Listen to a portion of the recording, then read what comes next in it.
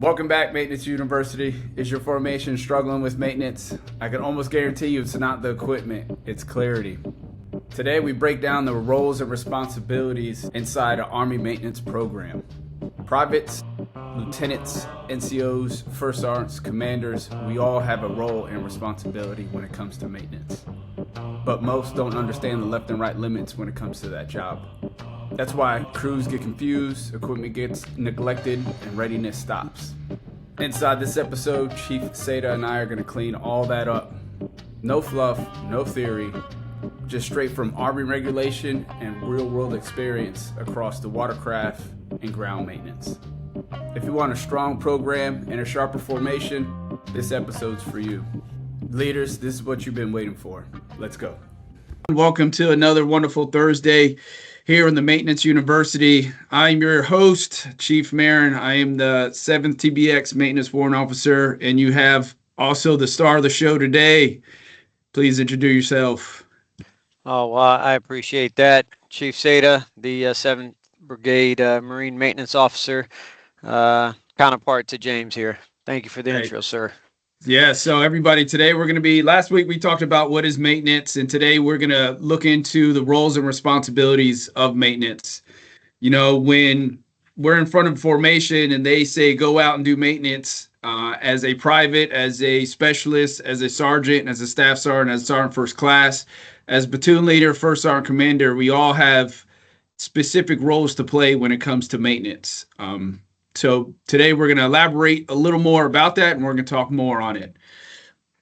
Chief, what do you got? Well, I mean, before we get hot and heavy into it, I want to highlight, what you have on the screen there where it talks about roles, responsibilities.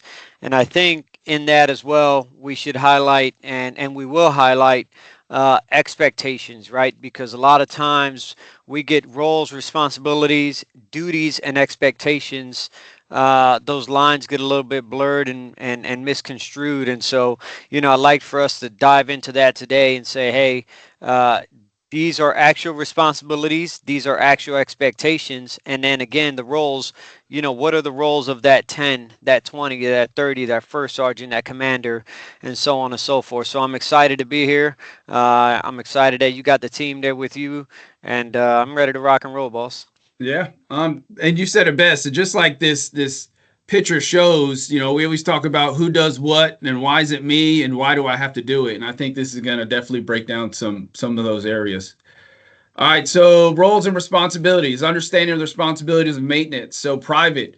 So when we see a private out there in formation, the expectations of a private is for him just to, first of all, be present, right place, right time, right uniform. So I think that private already won right there.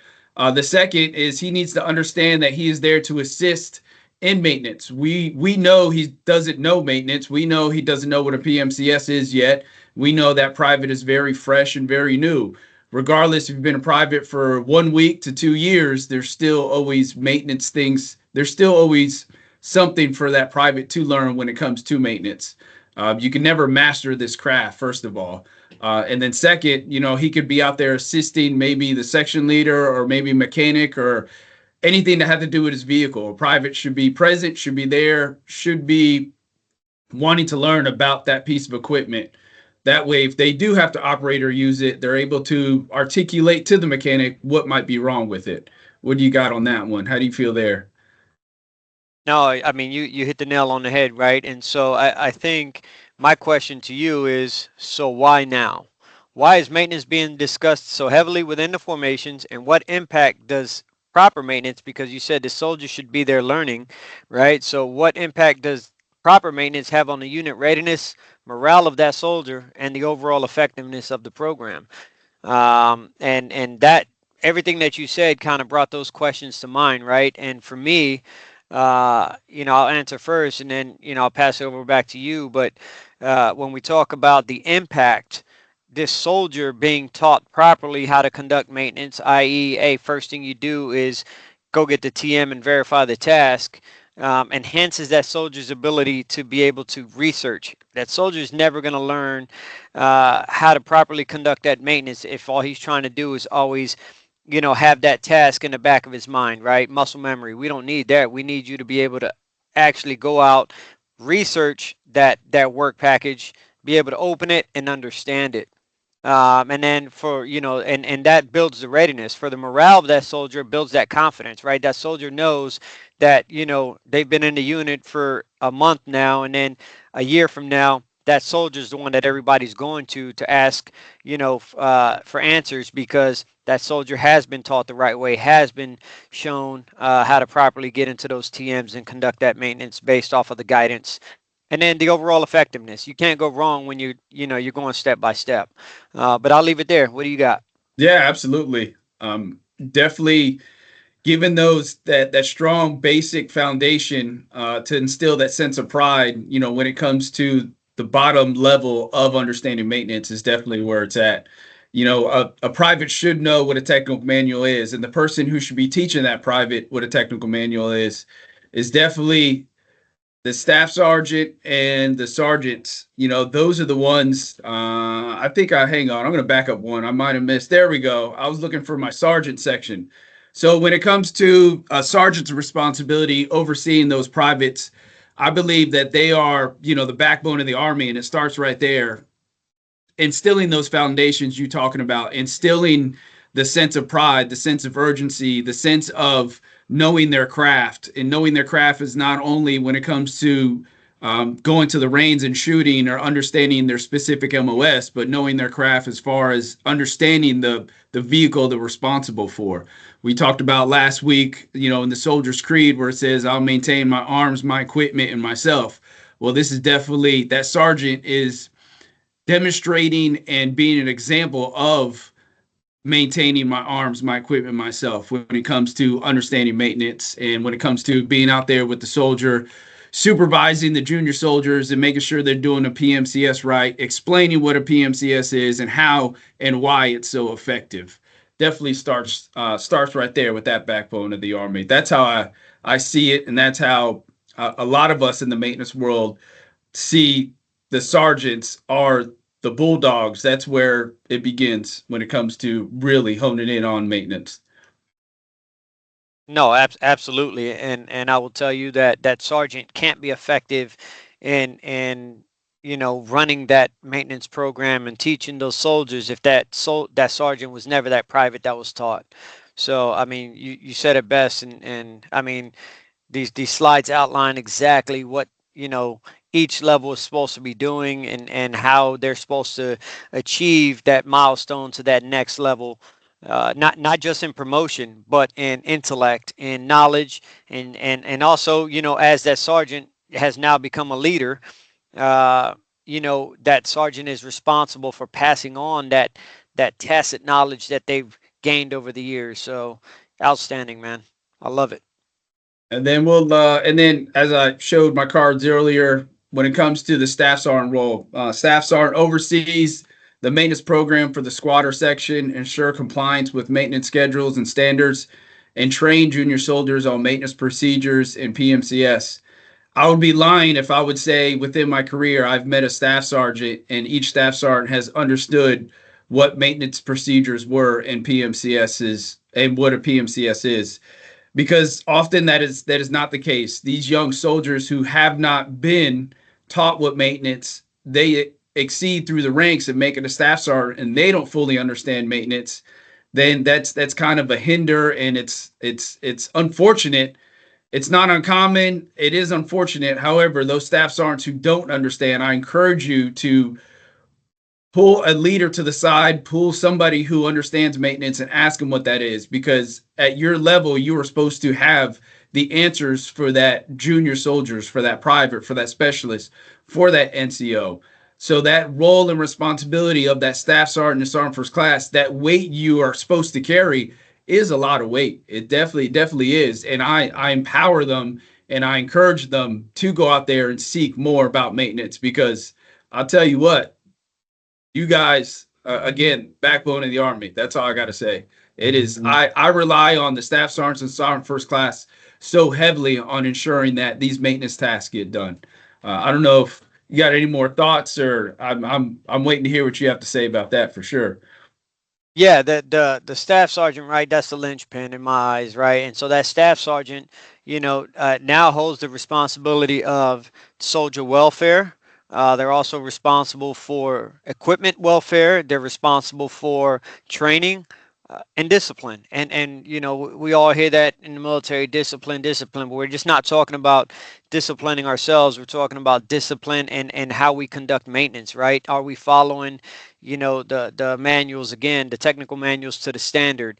Are we ensuring that across the formation, as a staff sergeant, that everyone understands that the first thing that they need to do when they get into the motor pool is X, and then the next thing is Y, right? So that's outlined in SOPs, and that staff sergeant is the one who realistically should be overseeing that, right? He's not going to develop the SOP, but that staff sergeant is going to ensure that how that motor pool functions, how uh, that boat functions, or whatever the case may be, whatever piece of equipment it is, that that is clearly defined in that SOP, right? Yeah. And then the overall control of the maintenance section lies in that staff sergeant. Over the years, I told my staff sergeants, uh, you know, you got a catch pan, right? We call it the rocker. You have your 3 chevrons, and then you get your rocker, right? Which is a major stepping stone, and I call it the catch pan. And why do I call it the catch pan? Because you're catching all the stuff coming up from your joes, and you're catching all the stuff falling down from the top, right? So you are that person in charge. That's why they gave you the catch pan, because you gotta sort through that, right? Those responsibilities, those duties, and X, Y, and Z, and then figure out how to handle that.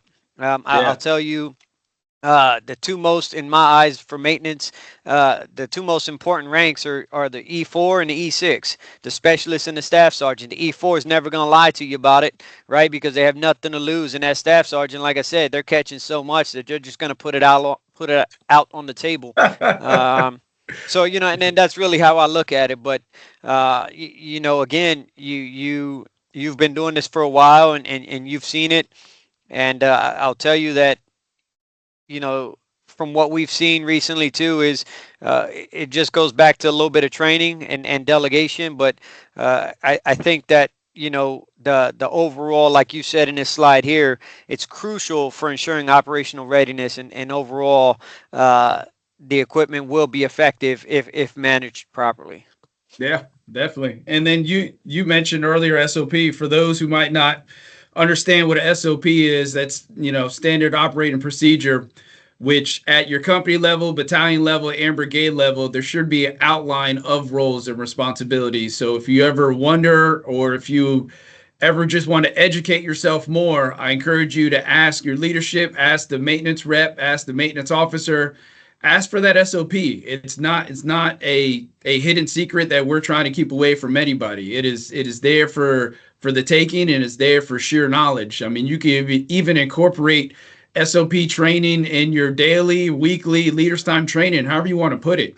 And one thing that I see, from my experience when it comes to these two specific ranks, staff sergeant and sergeant first class, is they don't really understand their left and right limits. When I get a new staff sergeant, or when I get a sergeant first class, and I always want to empower them and let them know, and I don't think they fully understand that their left and right limits are so big. Like, they could train every day of the week when it comes to maintenance. They could train how much they want when it comes to maintenance. No one's going to tell them or delegate. And I think a lot of times I see where they struggle or they hesitate because they're waiting to be told.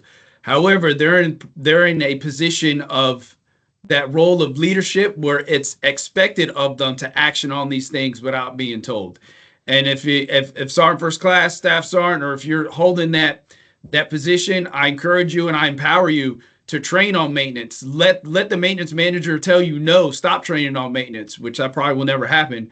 But I encourage you to train on maintenance, because I promise you, if you instill the small little disciplines of having the right bumper number out there, nice and stenciled, if you instill the discipline in ensuring that there's trash taken out of the vehicle, if you instill that discipline of making sure the vehicles are dressed, it's only going to trickle effect into the daily duties and responsibilities outside of maintenance. It's going to trickle into the fact of how they carry themselves during PT, the actions that they take when they're off duty, the actions that they take when they are under pressure. You're going to be the example of what maintenance is.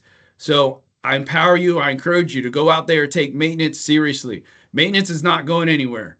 Maintenance is just like bills. It's there. It's every week. It's going to happen no matter what. Monday we're going to be out there inspecting these vehicles. Take ownership. Take pride. Your vehicle and your equipment and your soldiers are a direct reflection of how you carry yourself and what you are. And then first sergeants. Oh my gosh, first sergeants are the backbone. They're the ones out there holding these sergeant first class and staff sergeants to the fire, ensuring that they are doing the training, ensuring that they are asking those questions, and they're the ones that are gonna hold that sergeant first class and staff sergeants definitely responsible for. I love first sergeants; they're great.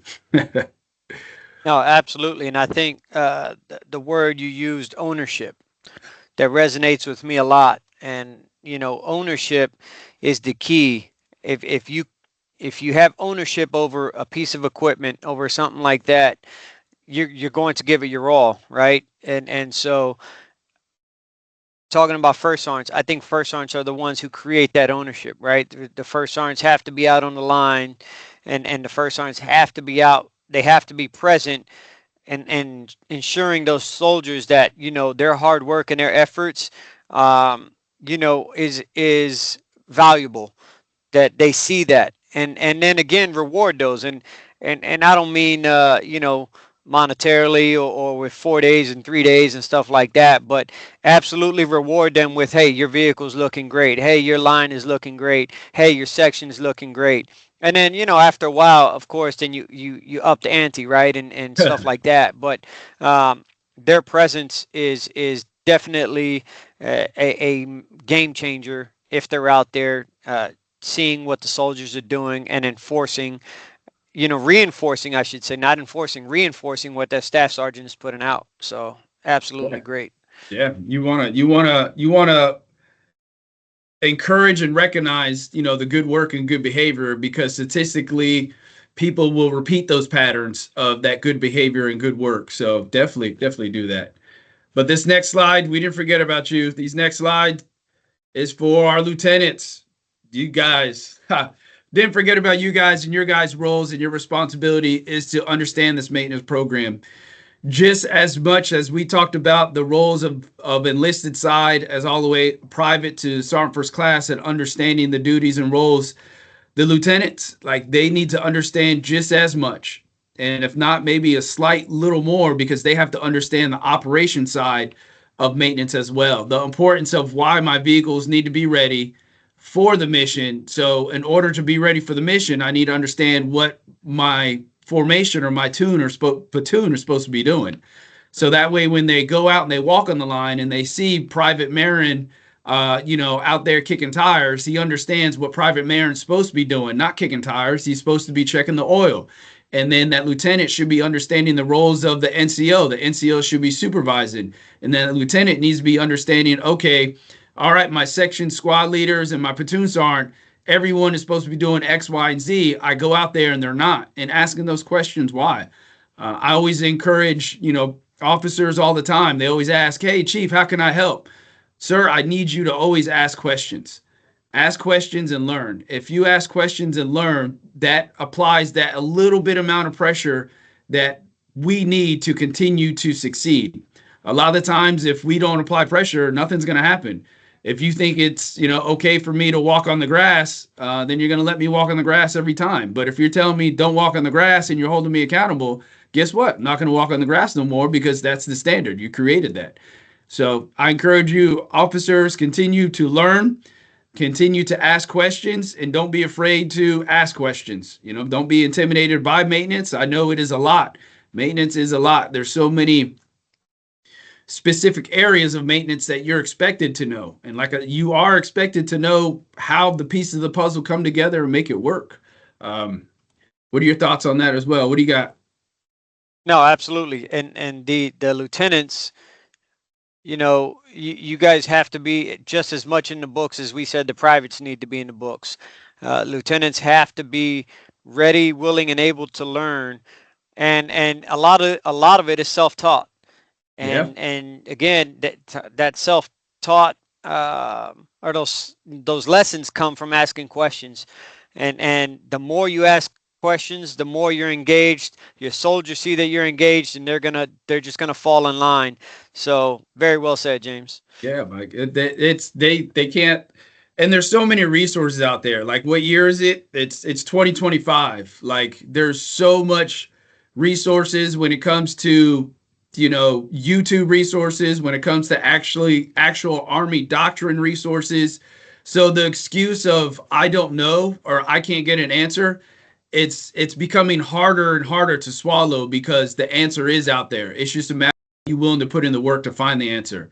Too often everybody wants to hit that what's that red button called, the little easy button. The easy They want button. the easy button, and they want to go ahead. Oh, well, it's deadline, we'll just deadline it, it'll be okay. Or we'll just borrow somebody else's piece of equipment if we got to go on mission. Like, that is not the answer, and that's not what we're encouraging at all. Because at the end of the day, when you're out there on your own and you're out there in an environment where there's not a SSA or where there's not pass back support, guess what? You're on your own and you need to make that vehicle work. So we need to adapt that mentality now before we're out there in that situation. It's easier to adapt now in this nice comfort environment in garrison compared to when you're out there on an island all by yourself.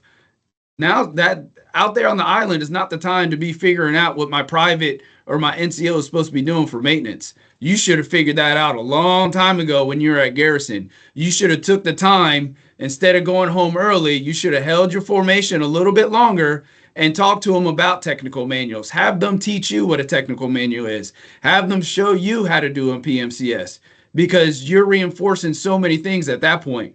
You're reinforcing the fact, do they know how to train and lead? Do they understand the material? Because if they could understand the material and teach you, then that means, you know what, they might be onto something. And that culture is only going to grow. And it's, again, like we mentioned earlier, it's going to lead into the other things for sure. When it comes to PT and when it comes to formation, accountability, there's so much that can be done from this maintenance world that we speak of.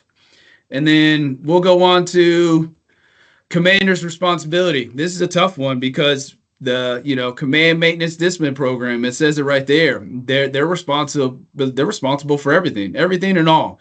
They're the ones answering the readiness reports. If their company is ready to go, they're the one answering, why is it taking so long to fix this vehicle? So again, I encourage to ask questions, be involved, make time on the calendar to discuss and be about maintenance and understand maintenance. Because again, maintenance is not going nowhere at that level at all. What do you think, Mike? No, you're absolutely right. And I think, with the commander's program, right, the commander's not going to be as visible to the Joes in terms of maintenance, right? We talked about the first arm being present. The commander has a lot of responsibilities, and the commander has, due outs from the XOs and the battalion commanders and brigade commanders. And so, I would recommend to a commander too, when they look at their program, build a platform that allows these soldiers to grow. Maybe once a month, maybe once a quarter. Give them a 5-question test. It's not that hard. I would say something along the lines of, hey, TM, 55 dash, whatever the case may be, right? You know, what does it say at the bottom of page 52? It doesn't have to be trickery. It doesn't have to be No, anything complex. But make absolutely. that soldier have to go into that TM. First off, find a TM, and then go down there and research what is on the bottom of page 52. Well, on the bottom of 52, it just says there's a warning. Okay, great, right? But now you build in the muscle memory of those soldiers getting into those manuals. And again, it may be a monthly thing, and that's something that can be passed down even to the squad leader, to the level of the squad leader, right? But the more we do these things and we create the muscle memory, goes back to what you were talking about earlier, is the importance of maintenance. And at that point, now it's second nature, right? We showing them that it's important and all of that, and that commander can now a little bit, I would say, relax a little bit, and knowing that their formation understands their overall intent. Yeah, for sure. And now we're going to dive into just a little bit. I know we talked about the roles and expectations. I know a lot of times we understand the role, but now what is expected of you of this role? And I know we talked earlier, before we're gathering our notes before we hit record or live on this.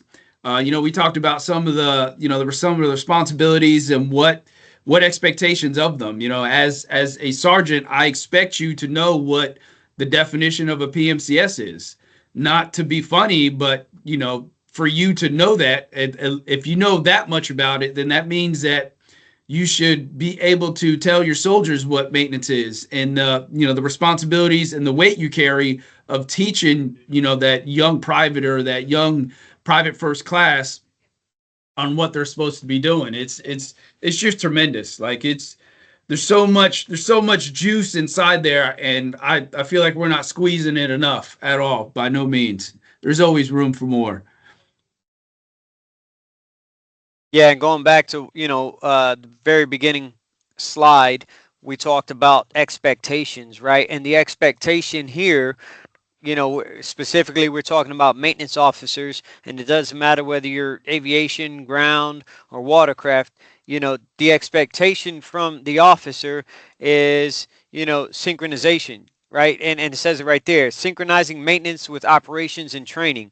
We are, and if you go down to, I think, what's it, the 7th or 8th bullet, we are the technical advisors. We serve as the principal technical advisors to the brigade commander and all commanders for that, right? And all maintenance matters. So when we look at these key responsibilities and the expectations that are put upon us when we're put into these roles, we have to understand that it's all encompassing. Now, what we see here for key responsibilities, we'll most likely see them in the next slides as well. But there are certain things that, are intrinsic in us. And again, it goes back to that synchronization, to that technical advisor. We know we're technical advisors, but we have to actually live that role, right? Not just sit back in the office and sip on the coffee and say, oh, well, I'm figuring it out. No, Yeah. we don't, right? And then lastly on this one is, accountability. We do it every week, James, when we ensure the accountability of maintenance resources. We check ESRs, we meet with the team, we ask the team what support that they need. So we're holding ourselves accountable to be their customer service managers Yeah. and support. I wouldn't say managers, customer service support, and we manage at this echelon. However, we can go on all day about those responsibilities, but there are some, responsibilities and expectations that are inherent in the role once we take the seat. So I just wanted to highlight that. Yeah, absolutely. I know I'm gonna ask you one of the ones that point out to me, and if you could peel back this onion a little more, where it says quality control, establish procedures for quality control of maintenance work performed within the brigade. What is that? How can I, if I'm brand new and I'm a staff sergeant or sergeant first class, because we talked about those are very crucial roles. What does that mean to them? If you were to explain that or break that open just a little bit more, that quality control and the importance of it. So I would say quality control, first and foremost, is outlined within an SOP, right? The SOP states what the actual standard is. And then when we talk about quality control of said maintenance, we look at, not just what the TM says, but we look at how we're actually conducting that maintenance, how we're conducting ourselves within that maintenance. I'm not just talking about parts. I'm talking about, are we teaching the soldiers? Are we teaching them properly? Do I have a soldier in the right uniform? Do I have the soldier the right PPE? Do I have, am I in the right environment? Am I changing, this seal out outside in the rain, right? And I'm getting water inside areas I'm not supposed to, and stuff like that, right? So quality control is the key in us being successful. Uh, we have to have quality control in order to successfully have an effective program. If we just say, hey, soldiers, go out there and willy-nilly conduct this maintenance, then we have no oversight and we can't hold them. Going back up to bullet number 2, we can't hold them accountable, right? So quality control is just about checks and balances, and that's just the easiest way for me to say that. I hope I answered your question. Yeah, no, absolutely. And an example I could give real fast is when these 5988s get turned in, ensuring that the platoon sergeant, the section leader, that everyone looks at it before it makes it all the way to the maintainer's office. Using my experience, get a stack of 5098s on my desk. Out of the 20, I could only probably read 3, and out of those 3, that maybe only 2 of them are filled out correctly. Well, if we are doing our quality control and ensuring our paperwork is filled out correctly, that's a way of implementing quality control. It's little things like that I see that could be put in place.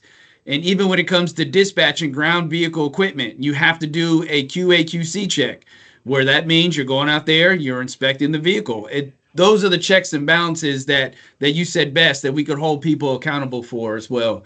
Make sure that things happen. Roles and responsibilities, expectations. We're going to go into a little bit more about it. We got training and development. I think that one for me is and Mike, you're the same way. That one for me is a big topic.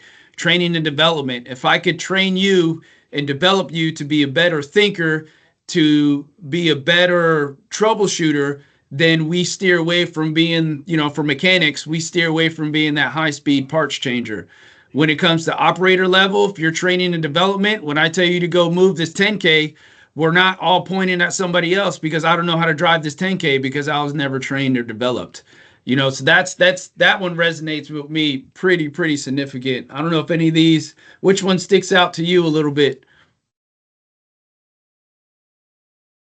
Oh, well, I mean, for me, I was reading technical assistance, and I'll tell you that it's been evident in the last 2 weeks here with our team where we got, 2 sergeant first classes, and we got, a couple master sergeants out there, and everybody's putting in that fourth effort to ensure that these soldiers are getting that technical assistance, they're understanding what they're doing, and we're getting these pieces of equipment up, right? I mean, prime example is that piece of equipment that was deadline for an extensive amount of time, and then we went out there, we utilized our expertise and our networking to bring out additional assistance, and guess what, that thing got done really quick, right? Really, it got Yeah. fixed in a expedited manner. And so when I look at that, I mean, that is, like you said, the backbone of the Army. These NCOs are the ones leading the charge in maintenance. They're out there getting after it, and which makes our lives easier because we can sit back and continue to develop products and dig into the regulations and get them, ways of conducting maintenance easier, more effective, and efficient. Yeah. And this other one I see right here, I like it a lot as well when it comes to. I jump forward. I'll go to the next slide. This one stuck out to me as I was reading. Is communication. Like, communication for me is a big piece. Ensuring that communication, everyone knows what's going on, and we're communicating everyone's roles and responsibilities. If you're a coach of numerous types of teams, and not, and correct me if I'm wrong, but not everyone could be a quarterback, and not everyone could be the shooting guard. Everyone has a role and responsibilities, and we're out there on the field and we're out there on the court. You have to communicate who's doing what, so we're not all doing the same job, right? That is absolutely correct. And that goes up to, if you look at bullet number 3 there, crew management, right? You have to put your best players in the best possible position to make them successful. And when I say players, I'm talking about mechanics. Now, I'd like to highlight, because you and I have spoken about this recently, it's not taking your quote unquote stud mechanic and making that mechanic do all the work. No, what we're trying to do here is we're trying to get that crew, right? That group of soldiers, that squad, to be able to all do the same levels of maintenance. Obviously, some inherently are going to be better than others, and that's okay. But that goes back to the training aspect, right? So we communicate that from the staff sergeant down to the sergeant, and the sergeant down to his squad. He's communicating, what his expectations are, what the expectations of the staff sergeant, and all of that aligns with the commander, right? And then crew management. Okay, hey, we have 3 vehicles, we have 5 personnel. How are we going to split this up? And then going back to, how do we how do we capture that data? And that, going back to the previous slide, right? So, again, if you notice, all of this is a web that's intertwined, and Yeah, they all link together. absolutely. I see on the top bullet we have vessel supporting officer duties and responsibilities.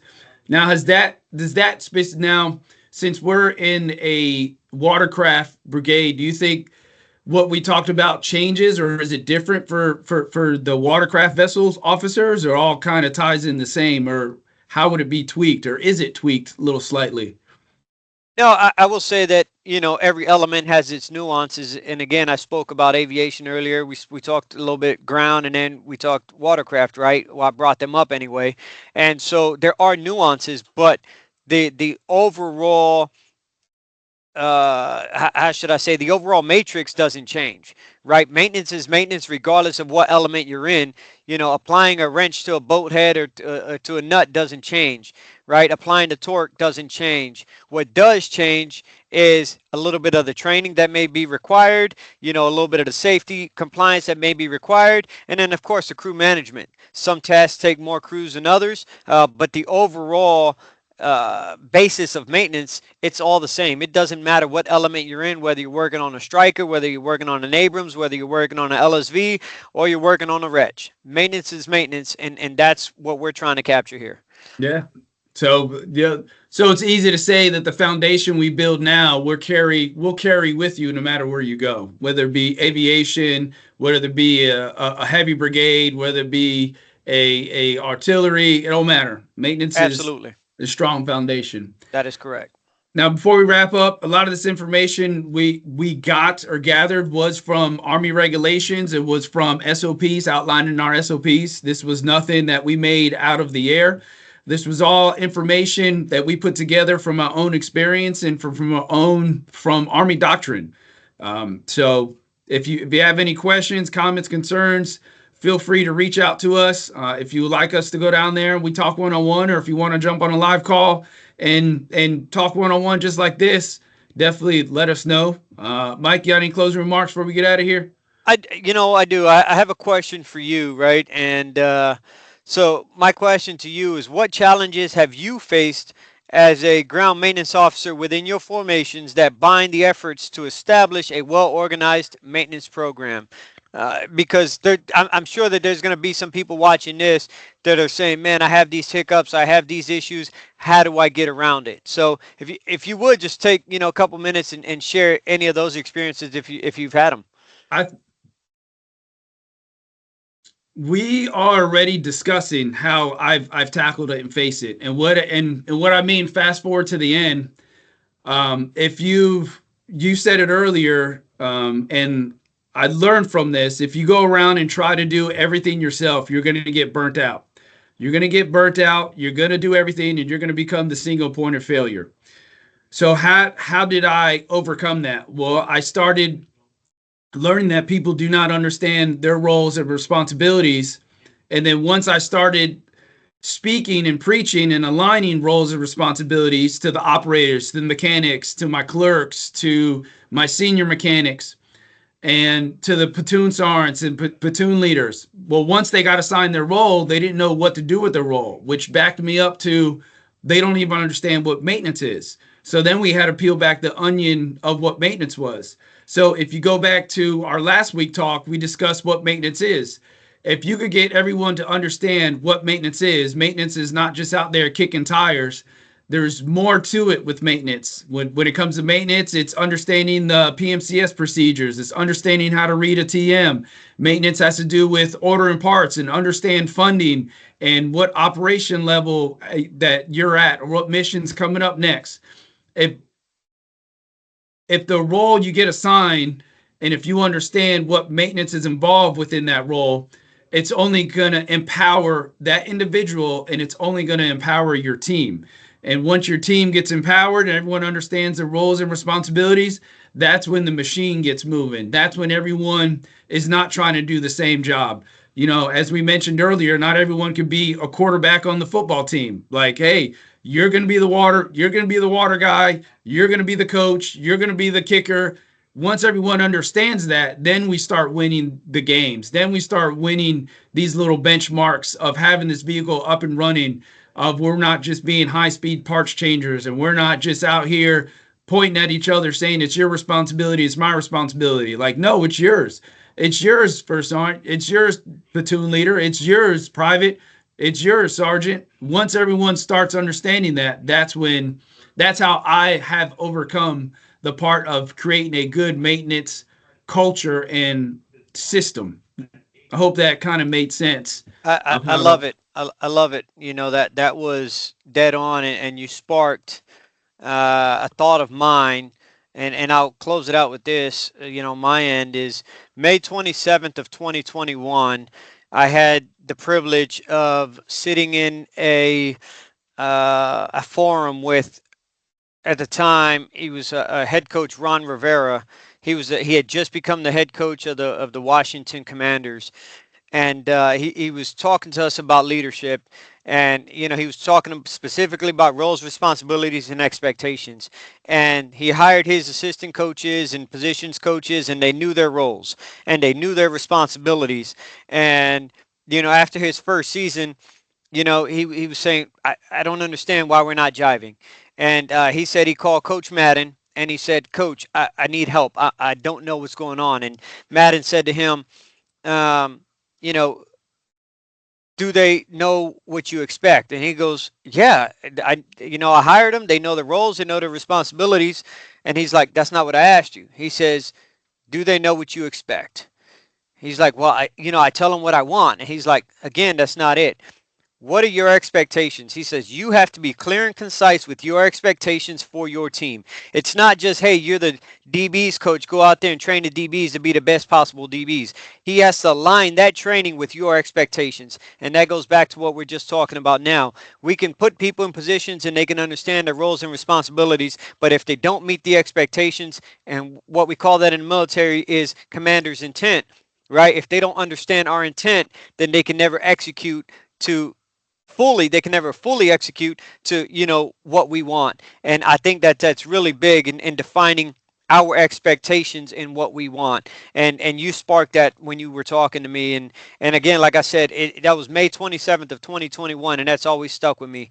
And I will tell you that's a way that I've kind of managed that as well. So hey, I appreciate that, James, and that's it from Yeah, my end. absolutely. Yeah, I appreciate it. So everyone, again, we'll be back. We'll see you in 2 weeks with another discussion topic. Talk to you soon. And that's a wrap. I hope this episode was insightful. More to come. Stay with us. Like, subscribe, check us out, give us a call, reach out. Until next time.